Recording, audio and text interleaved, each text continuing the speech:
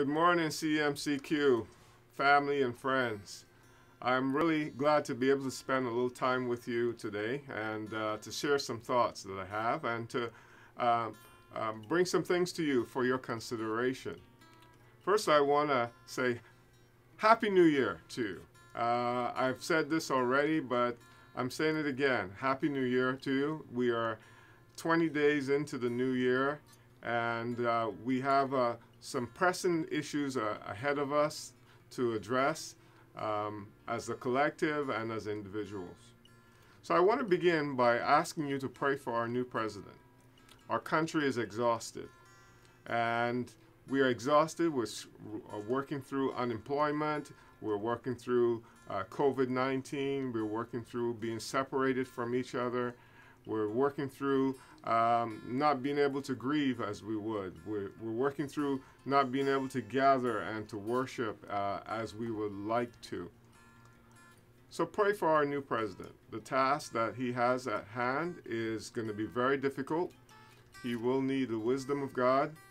He will need the insight and wisdom of those who are around him.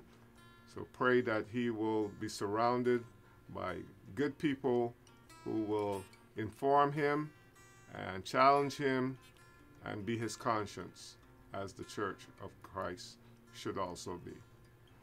Pray also for our church as we work through our mission, vision, values, and strategy again. We started that earlier last year, well, near the end of last year, and we sent out a survey. It was filled out and returned, but we did not get a large enough representative sample in order to be particularly helpful.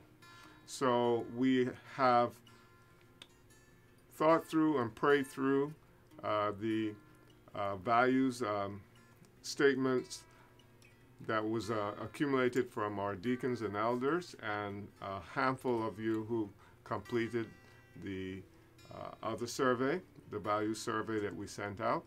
And so from that, we are praying through now, completing our value statement and determining what new values we are going to add to our value statement and what are our existing values. So in our next meeting, our next leadership training meeting, we will consolidate that and we will begin the next step in this journey, which will be discovering our mission and our vision.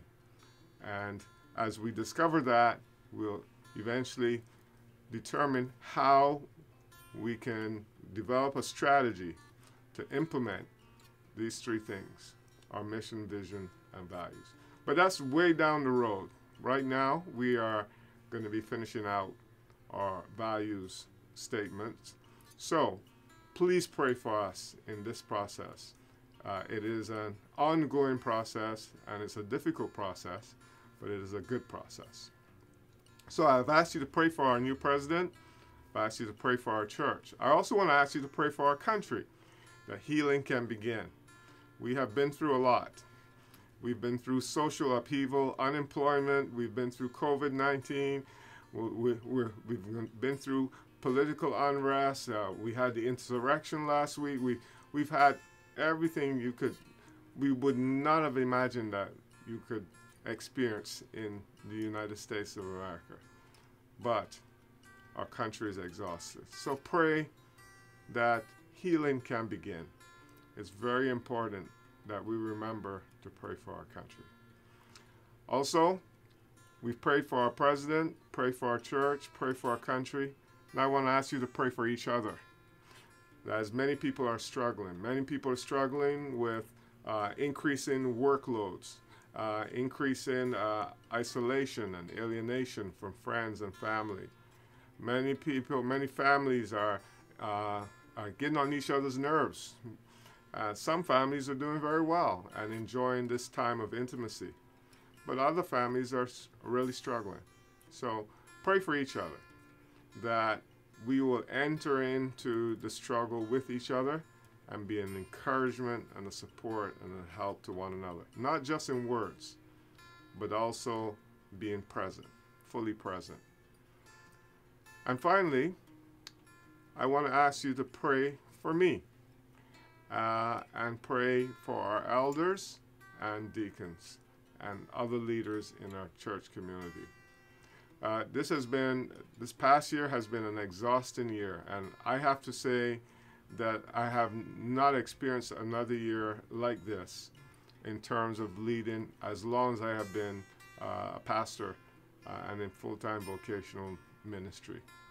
It has been an exhausting year, and I just ask that you pray for me and pray for our leaders, that we would be renewed, refreshed, and constantly focused on the comfort of the Lord.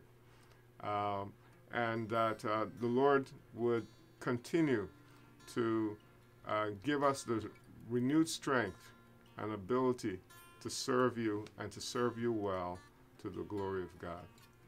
So these are the things I want to encourage you today to pray for. Pray for our president, pray for our church, pray for our country, pray for each other, and then pray for me and our elders and our deacons.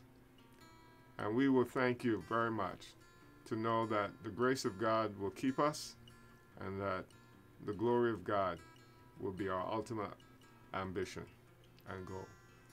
Thank you. Have a great day.